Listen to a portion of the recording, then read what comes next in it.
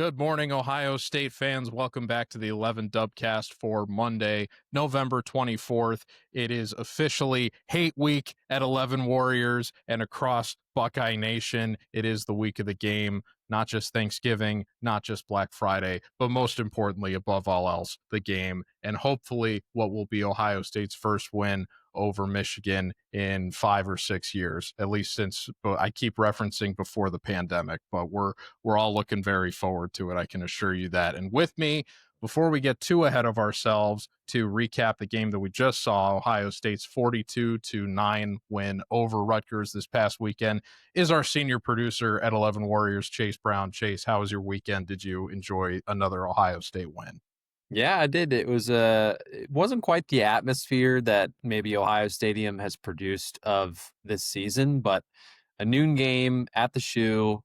Rutgers is the opponent. You probably weren't expecting it to be the best environment of the year. Still, over 100,000 people were at the Shoe on Saturday for Senior Day, and Ohio State comes away with that 42-9 win. So I think that there was definitely a lot of things to take away from the game, and I'm excited to unpack that with you.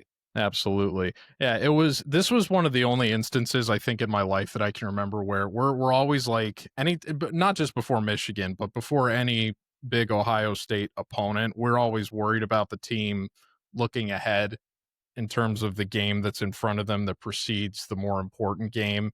And I've found that we usually tend to kind of hold it against them in the heat of the action when it seems kind of apparent that they're looking ahead. I feel like everybody involved in this knew that everybody was looking ahead to the Michigan game and still nobody cared. I can't really remember another instance of my life where it's happened. And even with the looking ahead, I think Ohio State still largely fulfilled on expectations, especially when you factor in the continued absences of some key players, which we'll get into in a moment.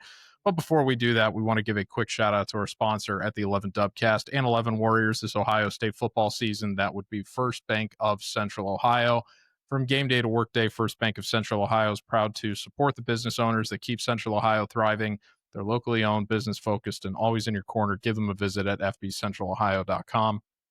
So, yeah, in terms of looking ahead, I even framed the game last week when we previewed it with Dan as this is the game before the game.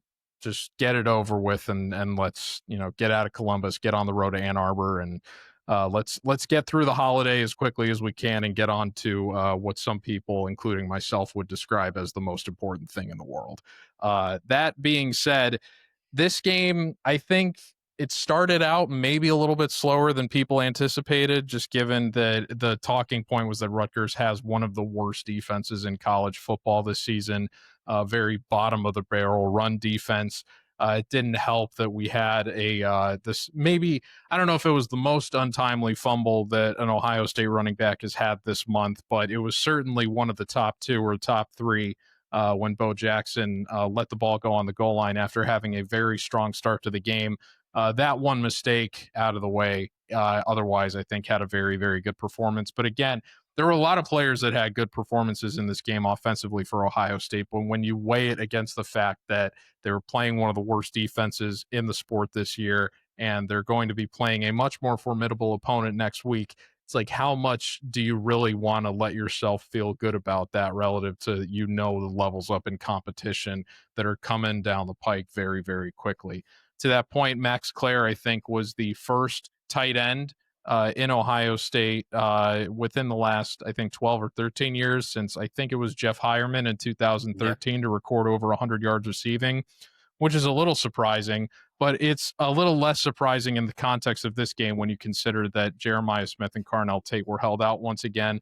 The more surprising thing in that equation than the fact that they leaned on Klare as hard as they did was that the best receiving performance anybody had on senior day was senior David Adolph, who, if this is your first time hearing of David Adolph, you're not alone. It's not like the guy was a big contributor in a lot of key Ohio State games prior to this.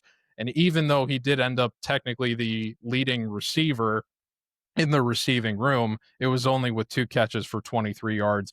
Brandon Innes also had 2 catches, but for only 10 yards. And we went a long, long time in this game before a receiver actually caught a pass. It was largely leaning on the tight ends today or over the weekend. down the stretch of this victory. The defense once again had a great standout performance, and given how I think kind of under the radar Rutgers has been, but quietly very effective offensively this year, it was another very encouraging performance. At the same time, given how historically brilliant this defense has been, it's not like we expect anything less at this point. We're very, very spoiled as Ohio State fans to have a championship level defense once again for the second season. But it really is becoming evident that this unit has somehow even improved on how spectacular last year's group was. So, taking all that into account, Chase, I'm wondering if you came out of this game more encouraged based on what Ohio State delivered, or if some of the concerns that you had health wise or just given the quality of opponent relative to what's to come, if your cons are outweighing your pros. You're a pretty positive person generally, so I think I know which way you're going to lean, but I still got to ask the question going into the Michigan game. Well, look, am I too predictable? I think that this game, as I continued watching it from the press box, the more I realized that this game means nothing to me, because You don't say. there was so many people, whether it was on social media, there was even people in the press box having a little bit of anxiety about Ohio State's offensive performance in the first half and saying, well, if they play like this against Michigan, they're going to lose. Oh, I thought you Well, were going to say that more people were concerned in the press box with Jerry Emmig's retirement party than what was that actually was happening on very the fun. field. It was very fun. But here's the deal. There is no doubt in my mind that Carnell Tate and Jeremiah Smith play in this game on Saturday against Michigan. So Ohio State's offense did look great without not only two of the best wide receivers in college football, but according to our readers, the best Ohio State wide receiver duo of the past decade. And that includes Marvin Harrison Jr. and Emeka Ibuka. That includes Chris Olave and Garrett Wilson. You throw Jackson Smith and Jigba in the mix there, maybe as a trio with Wilson and Olave. They say that this duo is the best duo out of that mix. And for Ohio State not to have those guys available for this game makes a significant difference for Ohio State's offense, in particular for a freshman quarterback in Julian Sand. He does a lot of wonderful things that make us forget that this kid is a first-year starting quarterback. All of a sudden, though, you take away his top two weapons, and those top two weapons being the caliber of Jeremiah Smith and Carnell Tate, this offense isn't going to fire on all cylinders, particularly throwing the football. I do think that Ohio State has very talented depth behind Smith and Tate, but Brandon Inniss and Bryson Rogers and David Adolph were the three wide receivers that Ohio State had on the field more often than not against Rutgers. And there is a very clear drop off between Smith and Tate and those three receivers. They also didn't have Quincy Porter available, but it was really nice to see Max Klare step up as well. I would also push back on anyone that says Ohio State's offense wasn't really humming at the beginning, because a Bo Jackson fumble at the goal line keeps them from scoring their first 7 points. They then score on the following drive, I believe, and then David Adolph dropped a pretty crucial third down conversion catch that then stalled out that drive as well. So Ohio State, for what it was game planning to do in this game, I thought it did so effectively. For all the people that may have said that they didn't execute that game plan as well as they did, they still ended up scoring 42 points in this game, which was, according to our stat predictions, the exact number that we predicted for them to score. And our Thank staff prediction, right, was 10 points for Rutgers. They end up scoring 9. So I'll never forgive Shiano for going for 2 at the end of that game. I just think that when I come away from this game, it's really hard for me to really take away anything from Ohio State's offense and translate it to the Michigan game, because Ohio State had a lot of effectiveness on the ground. I don't think that'll necessarily be the case next week in Ann Arbor against a Michigan defense that has shown to be much tougher than Rutgers on the ground. But I also don't think that the passing game is going to look the same, because you should have Jeremiah Smith and Carnell Tate available for this game. Even if they are at less than 100%, this is the game that you come to Ohio State to play. This is the game that even if you are limping, even if you are less than 100%, you are playing in this game, because having a pair of gold pants matters. Perhaps more than anything else that you can accomplish at Ohio State, there are people who would rather take a win over Michigan than a Big Ten title, than a national championship. And as crazy as it is to sound, or crazy as it is to say, as crazy as it may sound, that's how people view the game around here. And that's how people view a legacy for an Ohio State player. So I fully expect those two guys to be back in the lineup next week. And I think that Julian Sand will once again establish himself in that Heisman conversation. Not that he's out of it right now, but there certainly has been muted discussion about him and his chances behind Fernando Mendoza. I do think that Ohio State's offense is going to look a lot different next weekend in Ann Arbor with those two guys in the lineup, even if they are at less than 100%. Yeah, Saiyan has lost a little bit of momentum in that regard, but it still seems like at this point it's narrowed down to a bit of a four candidate race, I think, between Saiyan and Mendoza and Jeremiah Love at Notre Dame and Diego Pavia at Vanderbilt. But at the same time, I think as much as impressive as Love has been, like he had 173 yards and 3 touchdowns on just 8 carries against Syracuse this past weekend, and he's probably the best non-quarterback offensive player in college. Well, I don't know if I want to go that far given how good that we know Tate and Smith are, but in terms of on a production basis, it's hard to argue against the season Yeah, Jeremiah he's Love has very had. good. Right. That being said, it still feels like that Mendoza and Sayan are, and it's reflected in if you're looking at the futures for Heisman Trophy betting at this point, that those two guys are still a little bit further ahead in terms of probability of likelihood of winning than Pavia and Love. Although I expect Pavia to get a big push from the ESPN SEC propaganda arm down the stretch that heaven forbid a Big Ten quarterback wins the highest individual honor in the sport. To that point, it's still probably going to come down to the Big Ten championship game, assuming Ohio State takes care of business against Michigan this coming weekend. That being said, I at this point I probably feel more concerned about Smith in terms of health than I do about Tate. Once in after the Purdue game when Ryan Day was being interviewed on the field and he basically admitted that yeah, Tate could have played in this game, but something came up during warmups and we just want to be precautionary in terms of not exposing him to risk of potentially getting injured in a game that, I mean, you don't want to say these effectively don't matter, but they're clearly not the most valuable moments of competition for Ohio State on the schedule. All of those are the ones to come this weekend and beyond at this point. We've passed the less important stage, I guess, at this point of what Ohio State has played so far this season. I'm glad that they've managed the load and the exposure to risk in terms of potential re-injury that they have with these with it, at least with Tate. With Smith, we had some inclination that he was not 100% going into the UCLA game, and I still am kind of shocked that given how careful they were with Tate, that they allowed Smith to play in the first half of the UCLA game, and then that video emerged of him kind of limping to the locker room after. I don't know if it was after the game or at halftime, but he didn't play the second half of the UCLA game, and obviously we didn't see either one of them this coming weekend. So, I mean, Smith has spoken about a lot of what you said about how important the Michigan game is to him, and this is one of the reasons you come to Ohio State is to play in that game.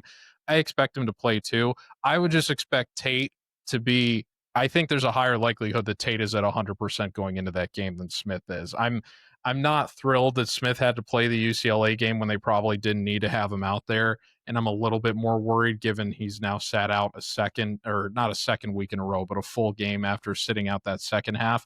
I still think they're going to be. I would think it's very unlikely that we don't see both of them out there. But it's interesting that you bring up that a lot of our readers are saying that this is the best duo that Ohio State has had receiving, because I don't even know if this is the best duo that Jeremiah Smith has played in. I mean, I think that's very disrespectful to Emeka Egbuka, frankly, who is uh, the all-time program leader in receptions, one of the most productive 4-year players this university has ever had, and one of the leading candidates for Offensive Rookie of the Year in the NFL right now. I don't even know if this is the best duo that Smith has played in at Ohio State. And that's not to slight Tate in any way. It's just more to, give Egbuka the flowers that he deserves. But again, that's even invoking that, I think, is just disrespectful to guys like, Olave and Wilson, who were unbelievable playing with Justin Fields and got to advance to their own national championship game. So I'm curious if you agree with that sentiment that this is the best duo that we've seen playing receiver at Ohio State. I would probably agree with it. I Okay. do think that just the nature of Carnell Tate's ability to take over a game, I think is probably better than Ibuka's at Ohio State. Like Ibuka was a clear-cut wide receiver two, and probably the best wide receiver two that Ohio State has ever had. As you just mentioned, he set the all-time receptions record. As an Ohio, he was a wide receiver two throughout his entire career. He played behind those guys in Wilson and Olave, JSN, and Marvin Harrison Jr. and Jeremiah Smith. Like those are all first round receivers. Emeka Ibuka also a first round receiver in his own regard and is having a great year in the NFL. But I do think that Tate's ability, his size, his catch radius, his overall impact on a game gives him a nod in my mind, though I do admit fully that that could be some recency bias.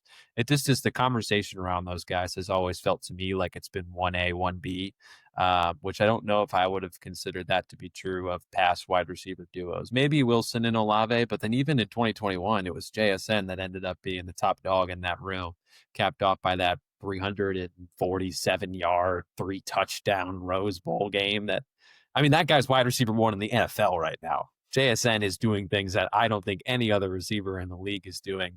So, yeah, and I do think that those guys coming into this game against Michigan, that they have that desire to play. And I could definitely see, to your point, that it feels to me like Tate could probably have the bigger game of the two, given where they are at health wise. I don't know the severity of Carnell Tate's injury, and I'm not going to try and pretend that I do. But you would like to think that if he could have played against Purdue and they just kept him out for precautionary reasons against Purdue, UCLA, and Rutgers, that he's at 100% going into the most important game of the year, fresh, hasn't taken a hit since the Penn State game. It's at the beginning of November. Am I missing a game in there somewhere? I might be, but that's a long time to go without being touched. Probably not taking any knocks or beatings. So I do think that Carnell Tate is somebody that you could watch out for making a big impact in the game. And I do think that Ohio State's offense is definitely going to look a lot different if those two guys are in the lineup. So one last question, trying to as we turn away from the game that didn't matter as much to the game that matters more than anything. Assuming Ohio State has its full suite of weapons available to it, one of the talking points that we've had throughout the season is that as Ohio State has tried to kind of, I've used the term speed run the schedule, so to speak, in terms of get into these games. Don't put anything on tape that you don't want to have opponents ready to game plan for, and just get out with a victory. But still get the amount of style points that you would think people are expecting relative to the level of competition you're playing. I didn't expect Max Klare to get unleashed until the postseason or potentially the Michigan game.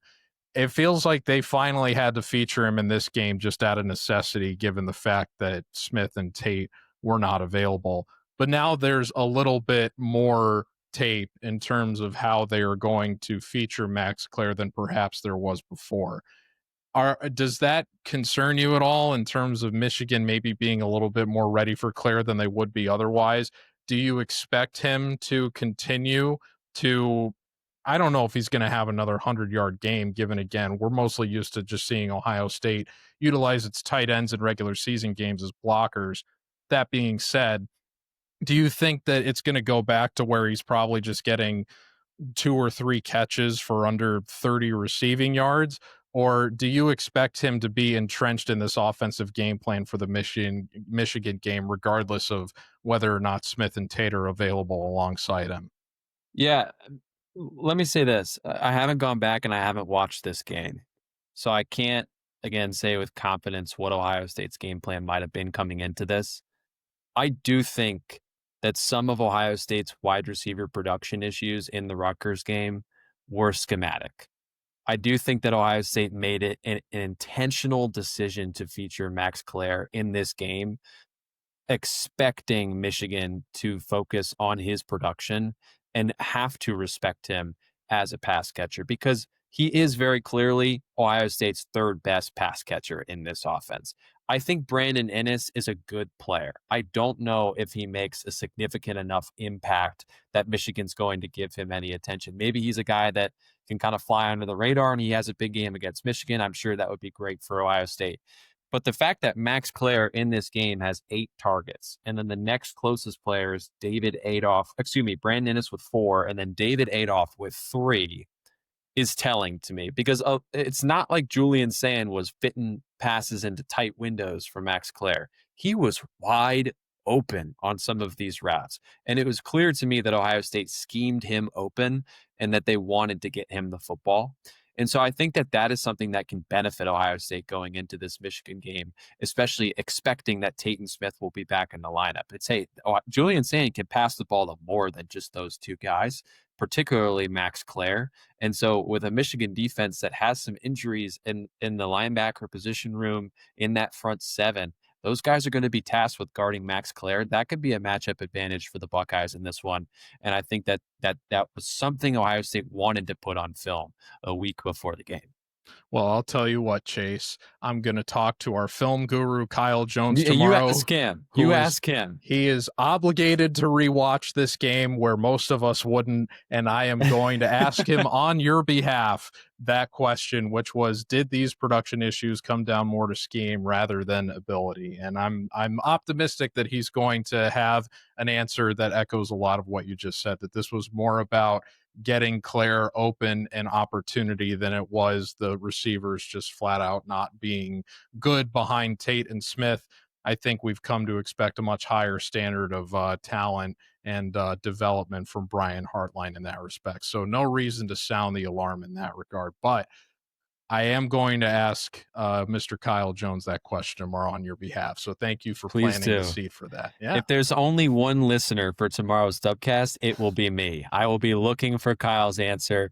No, I'm sure there will be plenty of people tuning in. We had the live stream earlier. There was over 100 people watching live. There are definitely people waiting for answers about this game. So I don't mean to steal your thunder here, but make sure you're watching the Dubcast this week because there's going to be lots of great content about the game, and we'll be keeping you updated. Yeah. That being said, I can't say that we're going to post on Thanksgiving just because of the holiday, but we are going to talk to Kyle Jones tomorrow and Dan Hope the day after that, and then our preview for the game Friday.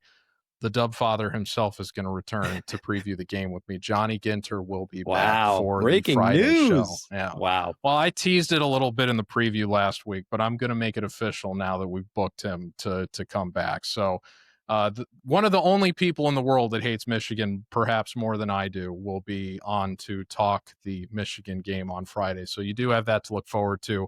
But cut us a break on Thanksgiving. Otherwise, everything Chase just said about great Dubcast content coming all week is totally applicable. So threat level Dubcast coming on Friday.